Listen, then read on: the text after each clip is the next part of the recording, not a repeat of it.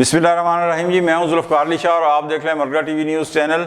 आज का जो हमारा मौजू है वो पाकिस्तान की जो एक बड़ी सियासी जमात है तहरीक इंसाफ के, जिसने 2022 के बाद बल्कि उससे भी पहले जो है वो जनाब पूरे मुल्क के अंदर जिनके अंदर खप पाई हुई है, तो आज उसी के जो सियासी तज़ादात है ना खुद उसकी अपने अंदर उनके ऊपर थोड़ी सी बात होगी कि दुनिया भर की सियासी जमातें जो हैं ज़ाहिर है, और पाकिस्तान की सियासी जमातें भी हैं, वो सियासत भी करती हैं, सियासत के अंदर झूठ सच भी होता है और 1 2 का 4 भी होता है, लेकिन तहरीक इंसाफ मेरे ख्याल में वाहिद सियासी जमात है कि जो 1 2 का 4 नहीं बल्कि 7 8 9 10 भी कर देती है, ठीक है, और बड़े धड़ल्ले से करती है। जो इसके तज़ादात है ना कि मतलब मैं कर्ज़ नहीं लूँगा, वज़ीर-ए-आज़म उसको यूनिवर्सिटी बना दूंगा, मैं फ़ौज से डिटेंशन नहीं लूँगा, ये सब तो पुरानी कहानियाँ हो गई ना, पुरानी फिल्में हो गई, ठीक है।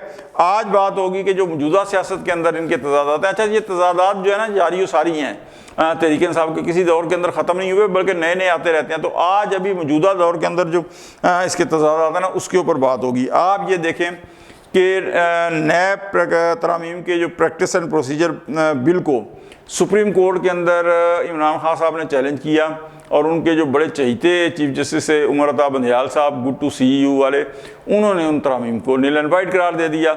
अच्छा, उसके बाद क्या हुआ कि गवर्नमेंट ने उसको रिव्यू पिटीशन जो थी वो दायर की हुई थी।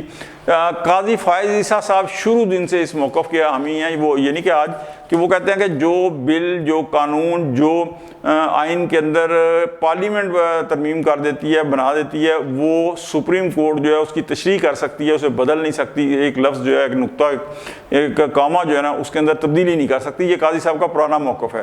तो वो नैब कवानीन का जो कानून है उसको खान साहब ने जो है वो सुप्रीम कोर्ट में चैलेंज किया था, और जिस तरह कहा कि उमर अता बंदयाल ने उसको नील एंड वाइट करार दे दिया था, और ये कह के चैलेंज किया था खान साहब ने कि जनाब ये तो चोरों और लुटेरों को फ़ायदा पहुँचाने के लिए है।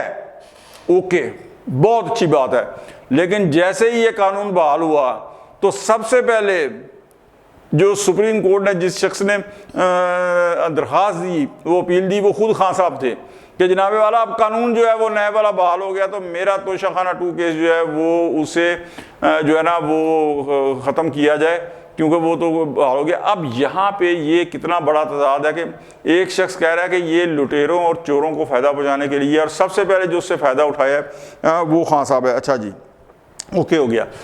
तहरीक तहफ़्फ़ुज़ आइन पाकिस्तान बनती है, इसके सरबराह महमूद खान अचकज़ई साहब होते हैं, जो ज़ाहिर है कि आइन के तहफ़्फ़ुज़ की जद्दोजहद के लिए जो है वो बनता है, लेकिन आइन के तहफ़्फ़ुज़ के दावे जो हैं, अच्छा आइन तोड़ कौन रहा है इसका भी कोई पता नहीं है, ठीक है, क्योंकि आप उससे पहले बनाते हैं ना कि जब दोनों सूबों की असम्बलियाँ टूट चुकी थी तो 90 दिन के अंदर इलेक्शन नहीं हुए, तो तब भी कोई बात थी। तो अब उसके बाद जब जनरल इलेक्शन हो चुके हैं तो अब आइन कहाँ टूट रहा है। लेकिन अच्छा, ये सारे दावे उस वक्त टाइम फिश हो जाते हैं कि एक तरफ जनाब आप तहरीक तहफ़्फ़ुज़ आइन पाकिस्तान के प्लेटफॉर्म से जद्दोजहद करने का कहते हैं, और दूसरी सांस के अंदर, उसी रिशिश के अंदर, दूसरे ही लम्हे आप क्या करते हैं, इस्टेब्लिशमेंट से मुज़ाकरात करने हैं। अच्छा, पहले इस्टेब्लिशमेंट से मुज़ाकरात करके आप उनको सियासत में ला के ये आइन के तहफ़्फ़ुज़ की बात कर रहे हैं, या आइन शिकनी कर रहे हैं, या आइन को पामाल करने की बात कर रहे हैं, ये आप ये देखें तज़ादात है। अच्छा चलें, आइन शिकनी सही जो भी है, इस्टेब्लिशमेंट से मुज़ाकरात के तरले मिनतों पर तवज्जो दें। तो जब हुकूमत आपको मुज़ाकरात के लिए कहती है तो आप क्या कहते हैं कि हुकूमत पहले, अव्वल तो आप कहते हैं ना कि चोरों और डाकुओं से पहले मुज़ाकरात हो ही नहीं सकते, बावजूद हो ही नहीं सकते, नहीं करने ऐसा मुज़ाकरात, ओके। लेकिन जब होता है ना कोई मकसद गिर जाते हैं कहीं साफ़ी ताना वाना, तो कहते हैं कि पहले गवर्नमेंट माहौल तो बनाए ना। एक तरफ जो है वो हमारे लीडरों को गिरफ्तार करके रखती है, मुकदमे बनती है, कायद हमारे इमरान खान जेल के अंदर है, और दूसरी तरफ गवर्नमेंट कहती है कि जनाब जो है वो मुज़ाकरात करें, तो ऐसे माहौल के अंदर तो मुज़ाकरात हो ही नहीं सकते। अच्छा जी, बहुत अच्छी बात है, बाकी ये एक बड़ा वैलिड पॉइंट है। लेकिन दूसरी तरफ क्या है, मैं वक्त के यजीद के आगे नहीं झुकूंगा। अच्छा पहले ना झुको भाई, कौन कहते हैं आपको वक्त के यजीद के आगे झुके, लेकिन दूसरी तरफ आप कहते हैं मैं एस्टेब्लिशमेंट से मुज़ाकरात भी उसी यजीद से करूँगा। तो ये मकसद इस तरह ना करें, एक मौक़िफ़ जो है वो आज़मा लें। अच्छा फिर आप क्या कहते हैं, मैं किसी से NRO ना लूँगा, ना किसी को NRO दूंगा। अच्छा जी, ओके, ठीक हो गया, ये भी खान साहब सही है बात, बड़ा अच्छा। ये सारे के सारे जो है ना वो क्या कहते हैं पॉपुलर पॉलिटिक्स जो है ना, ये सारा उसका हिस्सा है एक होता है ना पावर गेम का हिस्सा, ये पॉपुलर पार्टी पॉलिटिक्स का हिस्सा है, ठीक है जी। मैं किसी से एनआरओ लूंगा ना किसी को एनआरओ दूंगा, ओके ठीक है। अब आप एस्टेब्लिशमेंट से जो मुज़ाकरात की बात करते हैं वो क्या है, आप कहते हैं जनाब मैं सियासतदानों से बात क्यों करूं, क्योंकि उनके पास तो इख्तियार ही कोई नहीं है। अच्छा जी ठीक है, मान ली बात उनके पास इख्तियार नहीं है, तो आप उन बाख्तियार लोगों से बात करके उनके इख्तियार से फ़ायदा जो लेना चाहते हैं, पायन यही एनआरओ होता है, इसे ही तो एनआरओ कहते हैं। और किसे एनआरओ कहते हैं? एनआरओ को सींग निकले होते हैं, या एनआरओ के सर के ऊपर कोई चिड़िया बैठी हुई होती है कि जिसने उड़ के सबको बताना होता है कि पायना एनआरओ एनआरओ एनआरओ, उसने चीरा, यही एनआरओ होता है। और क्या एनआरओ होता है? अच्छा जी एक और ताज़ा बताज़ा, बिल्कुल ताज़ा, अली अमीन गंडापुर साहब, इतवार को 8 सितंबर को जलसा होता है जनाब संगजानी के ऊपर पिंडी के अंदर।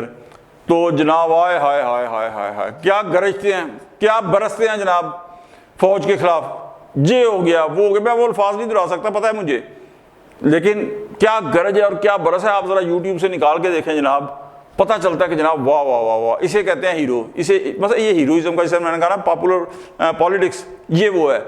क्या जनाब बात करते हैं, तालियां बल्ले बल्ले जनाब, तो फिर दही बल्ले। बात यही आती है कि तहरीके इंसाफ के हर काम के अंदर पहले बल्ले बल्ले होती है, फिर दही बल्ले हो जाती है।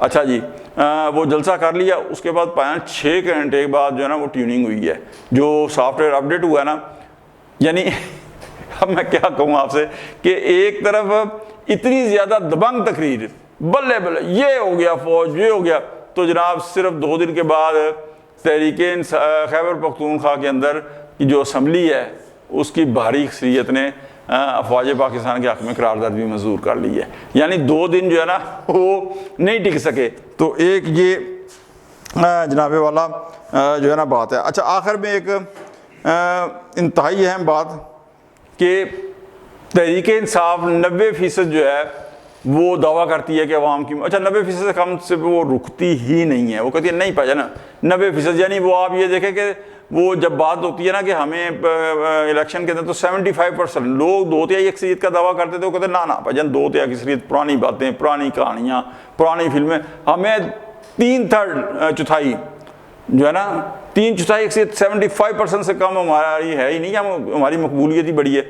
अच्छा भाईजान ये सारा कुछ हो गया, तो हाँ साहब जब जेल में गए हैं, साल हो गया, कितने बंदे जेल आपको छुड़ाने के लिए जनाब सड़कों के ऊपर निकले हैं। आपकी क़यादत को ये इस्लामाबाद रावलपिंडी जलसे के बाद गिरफ्तार किया गया। और अच्छा यहाँ पे एक और चीज़ बताऊँ, ये जो है ना कि जनाब पायन जलसे का टाइमिंग गलत था, वाल गया, और जनाब वहाँ पे ये जो थोड़ा रूट गलत हो गया, तो ये ना बिल्कुल झूठ, बिल्कुल गलत ना। टाइमिंग बढ़ने के बाद टाइमिंग बढ़ते हैं जलसों के अंदर, सब कुछ होता है, रूट भी बदलते हैं, देर सवेर भी होती है। ये सारे का सारा जो मुद्दा है ये अली अमीन गंडापुर की जो तकरीर है ये उसके बाद हुआ है। अगर वो अपनी तकरीर के अंदर जो कुछ उन्होंने कहा है, जो गलत अल्फाज मैं कहूँगा, क्या मैं उन्हें कहूँ, वो ना करते तो ये सब कुछ गिरफ्तारियाँ नहीं होनी चाहिए। अगर होती भी ना तो केसेस होते दर्ज हो जाते, लेकिन गिरफ्तारियाँ वगैरह जो है ना वो नहीं होनी थी। तो अगर तहरीके इंसाफ को अपनी मकबूलियत साबित करनी है तो वजन उसके अंदर भी तजाद ना रखें कि जनाब सोशल मीडिया के ऊपर हमारी मकबूलियत है। सोशल मीडिया के ऊपर परवेज़ मुशर्रफ भी जब कराची आया था ना अपने दौर में, तो किसी ने पूछा था तो उन्होंने कहा था मेरे 8.5 लाख फॉलोअर हैं, लाखों फॉलोअर हैं, आप देखना तो सही कि कितने आते हैं, लाखों का मजमा आएगा। तो 250 आया सी कराची एयरपोर्ट के उत्ते उसका इस्तकबाल करने के लिए। तो आप अगर मकबूलियत है ना तो तजाद ना करें, आप उसे ऑन ग्राउंड दिखाएं कि ये मकबूलियत है आपकी, तो उसके बाद पता चलेगा कि आप वाकई जो है ना मकबूल है। तो तजादात तो बेतहाशा हैं।